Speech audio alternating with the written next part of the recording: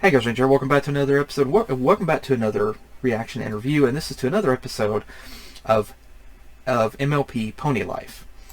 And interestingly enough, this one is to Fast and the Furriest and this Disappearing Act. Fast and Furious. This is a complete Fast and Furious thing, obviously. Now, I can't say I'm not really a fan of the Fast and the Furious. I'm not.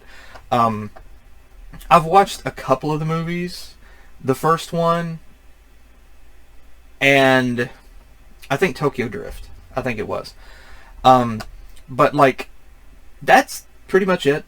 I just never really had an interest completely in it because in the first film they wrecked two beautiful muscle cars and wrecked a lot of other really nice police cars, the Crown Vic and the Caprices, and then in the Tokyo Drift they wrecked a 70 Monte Carlo, or 71, and I just I hate it whenever, and now maybe they were just shells, which I hope, and they were not really good looking cars, but still, maybe it was CGI, but I refuse to watch anything like that where they destroy a beautiful old car just for the sake of the film. Or a TV show. I refuse to do that. And so I'm just not really, that's one reason, probably that's the biggest reason why I do not watch Fast and the Furious. And so all I know is there's a meme about family. That's all I know. But let's go ahead and dive into this and see exactly what's going on, because this is probably going to be a little bit crazy. And in the meantime, let me slide my other little car over here because why not? But anyway, let's go ahead and dive into Fast and the Furriest. I'm curious what this is going to be about. Is it going to be about cars? They have that technology in this world, obviously, so I don't know. Let's dive in. Start of the video in 3, 2, 1, click. Oh, it is cars. Wait, that's the animals. Cute. I could eat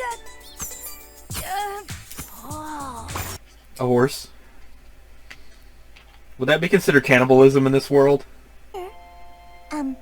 It just happens to be a race. Oh no. Pig race. That's right. We're racing for pinks. Pinks. Pinks. What? Hey, Angel. Winona? Oh, cool. Wait. You built the pickup truck. Of course you would. Really? Use the bunny as Jack. What kind of engine are you shoving in there? Winona looks adorable in that. Yay! Dead. Oh crap. Dirty racing got our pets in a pickle. A real spicy one. Oh, they all won. Technically, Angel won because the nose sticks out further. Bean chips. Seriously? Oh my gosh, seriously? Oh my goodness! And please welcome my beautiful, talented, humble assistant. Spike. Oh. Okay. Ow. We weren't What? This volunteering. is why I always stand in the back. These potions can be unpredictable. Why, sure, I'm sure. Oh crap. This is not going to end well, is it? They couldn't have gone far. Actually, I don't know that. They could have gone pretty far. Oh, it's the intro! Transported him to the intro. Exercise. Very super rare book of rare spells. Where'd you get that from? My volunteers and my magic trick at my show, and now I see. Yeah. Rarity. Fancy seeing you here in the void. The void. Into a balanced friendship where we all share things equally. That'd Nobody talks over anybody else or steamrolls their ideas. On that note, Furthermore, I think Rarity! You're doing it again! It's a learning process. How do you... Oh! Ow! That was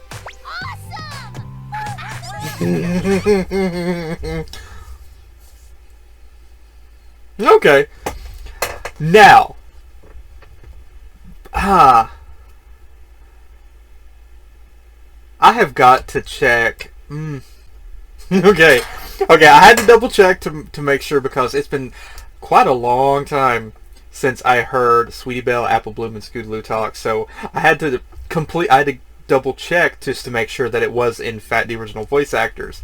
But this was a fun episode. This was a really fun episode. The whole Fast and the Furious thing, again, it's like, it's a complete, it kind of takes me back to The Cart Before the Ponies, I believe the episode was, where we had the race with the characters trying to help the CMCs to build their own carts, and they got too overly involved and made it about them. But interestingly enough, they did have some. There was like, don't use magic, so let's just use some regular tools to build it. The vehicles, I wonder if Applejack's truck. I love Applejack's truck. It's kind of hilarious because it has the old style look of like a 1930s, 1940s pickup truck, but without the cab. I mean, basically it has the C pillar or the B pillar, but the whole top of the cab, the top, like the roof and the windshield are just, and the A pillars are gone. But the apples in the back are hilarious, and I'm wondering, are these supposed to be exhaust pipes sticking out or just horns? I think they're supposed to be horns. But I wonder, is this supposed to be could this be a reference to, like, it was a meme, well, amongst the MLP fandom. There was like an image of, it was a toy, and it had Applejack. It was like Applejack's pickup truck, and it had like Twilight Sparkle in the back of it. Could this be a little reference to that? I'm not really sure, but I just kind of wondered about that. But I wonder if Rarity, like the whole design for Rarity's cart here with the characters helping, could this be a Speed Racer reference? Just theoretically. And maybe it's just me, but I mean, Angel was cool in the original, but I don't know. To me, I'm gonna say it, but Angel is cuter in this than in the original MLP. Dare I say that? Just the look of Angel is a lot cuter. But I love the fact that Angel becomes a car jack. He just push his little cottontail, and his ears just let me say that's hilarious.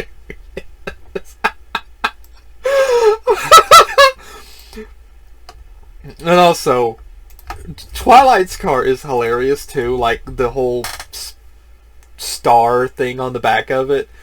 Again, I wonder if that was like a speed racer kind of deal, but Twilight is literally trying to shove an engine block into this. And we have the fan on the front of it, and the ports on the top, the heads on the top of the engine block.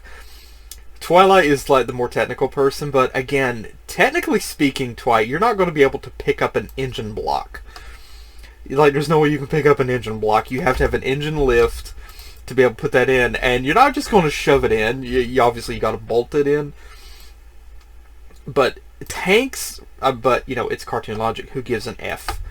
Who gives a flying flip, a flying Fig Newton about it? But tanks design race is literally rocket pods with like a unicycle. This is definitely something for Tank. Like, this is definitely something that Rainbow would fix for him. Interestingly enough, though, we didn't get a chance to see Pinky's car, but it was interesting that we finally got to see like Winona and Opalescence come back. That was really cool to be able to see them. Winona looks so cute in this little pickup truck. Winona looks adorable. I love that little tooth. That little tooth. Little toothy's just there. It's so cute. And again, I think Winona looks more cute in this than in MLP itself. But now, here's the thing. Tank going back to get everybody first is kind of a good callback to the episode where we first got introduced to Tank in the Find a Pet episode, or was that the song? But it's a good reference to that because Tank was the one to go back and get Rainbow Dash and help her out of the canyon. So it's a good little reference to that. Aloysius going back later. I'm not sure if that was just something they did, but it kind of reminded me of Lightning McQueen in Cars, looking back and seeing the king having crashed because of Chick Hicks, and so Lightning braked and went back. But now, okay, I get it that Rainbow and Twilight were kind of a little bit responsible for their pets' overly competitive nature. It's almost, but at the same time, they cannot be held completely at fault here. Not completely, because it's like parenting. If the parents are overly competitive, then it's probably going to be instilled within the child, and so the child is going to be overly competitive too. So yeah, you can blame the parents for that, sure, but I would also say that the child should also have enough common sense to not be as competitive. So I don't really think that Twilight and Rainbow are completely to blame for this, but they did instill that within Aloysius. They saw them being competitive. Maybe they wanted to be super competitive because their owners was competitive and they wanted to make them proud, which is understandable. I can understand that. But it's interesting that they did, in fact, go back. They helped others. But, yeah. Here's the thing. Angel Bunny won. Angel won because of the length of the nose of the cart. Angel won. Just straight up. I mean, they could say it was a tie, but nope. Technically speaking, Angel coming first. And Opalescence came in second. Winona came in third. It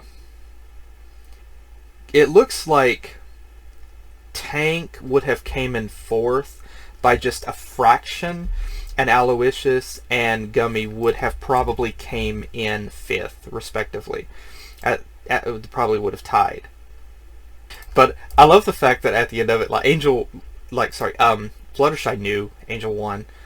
Fluttershy just knew it, and how confident she just like, yeah, we got it. And they just she just hopped in the car as Angel drove off. That is hilarious. I love that. And oh my freaking goodness, we get to see the CMCs return. Like, oh my gosh. To my knowledge, I don't remember seeing the CMCs in this show since MLPG4. The original voice actors came back. This is so cool. This is so precious. And they've got their cutie marks. Oh my goodness, it's so cool. The designs for them are really cool too. It's really cool, their designs. They haven't aged any. They're still the same as they were in the original show. But now, so it was so cool to see the CMCs return for this. Now, I have to point out something for this. Let me confirm this. Now, I have to point this out.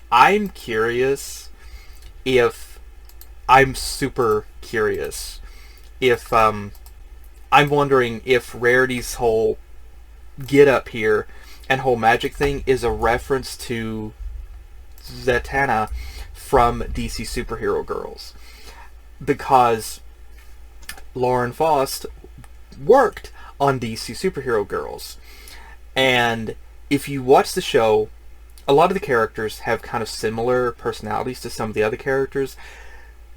Kara, I think it was Kara. Supergirl, she was she was like a tomboy. She was a lot like Rainbow Dash. Like all the characters had similar, basically similar, personalities. Batgirl was voiced by Tara Strong, so obviously she had the Twilight voice, but she kind of acted a lot like Pinky, but also a little bit like Twilight. Supergirl was like Rainbow Dash. Wonder Woman reminded me a lot of Luna. She did. Green Lantern was probably Applejack, I would say, and Bumblebee and Zatanna was Rarity. Bumblebee was like Fluttershy. That was just my personal thought on that, but like Zatanna did do magic stuff in the show. There was the episode where she wanted Kara or Supergirl to babysit or bunny sit her two bunnies, and it got out of hand. And I'm wondering if this whole thing with Rarity doing magic is a reference to Zatanna from DC Superhero Girls. Now, the void that the characters were transported in, if I'm not mistaken, that's the void that the character... It looks identical to the void from the original, from the intro of the show. So that's why I thought, okay, they've been transported to that same void. It looks identical to it, but it's funny that Pinky just adapts to it and creates a fire, and she's like roasting a star, or like a star mellow. That's really hilarious, but again, it's funny that she would do that. Angel popping out of a magic hat. That's just, I love that little gag. It's hilarious. But honestly, I kind of thought they were going to get Zecora involved in this. I actually thought they were going to get her. Which honestly would have made a good lengthy episode. Like, they needed to get Zecora or even Discord to help get them out of the void. That would be honestly an interesting setup for an episode. But I'm also kind of wondering where these girls got these things from. Like, they managed to somehow get... Twilight got a shake. That's a freaking Starbucks reference. That shake that Twilight has, that's a total Starbucks reference, isn't it? That's a Starbucks reference. That image on that cup is so Starbucks. So, what is it? Barstucks? I'm not going to say the other ones. Instead of Starbucks, it's Star F's, can't work. Bucks would work because, Starbucks, they're ponies, they buck. Okay. But Twinkle Bucks? I don't know, but it's hilarious. But where do they get these things in this void? They just floating around or something? Like, did they see Bill Cipher here? Did he just pass by? Yo, girls, what's up? I'm waiting for my revenge on Dipper and Mabel, but, I'm going to help you girls out here so you won't be so bored. I don't know. It's funny, though. But I love the fact that we got to see the CMCs again. It's great to see them and hear them again. It's so awesome. It was so great to see the CMCs over the course of MLPG4 of FIM. Literally grow. We got to see them grow, and we got to see them mature.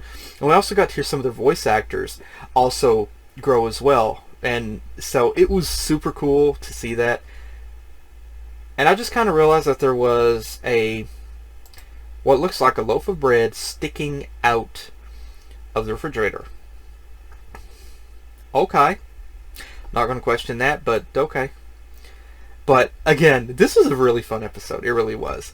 But yeah, Rarity's lesson, she was just kind of talking over her characters and steamrolling their ideas and just kind of just taking charge and just kind of letting her friends just kind of in the background. Yeah, it's like something that Rarity would do, but it's a lesson that she has to kind of work on. It takes me back to the episode of MLP. Some people liked it, some people didn't. I actually did like it. The episode that was kind of a poking at the fandom, where some of the people were talking about Fluttershy not learning her lesson, or like not, well, sorry, not learning her lesson, but not really showing as much character development.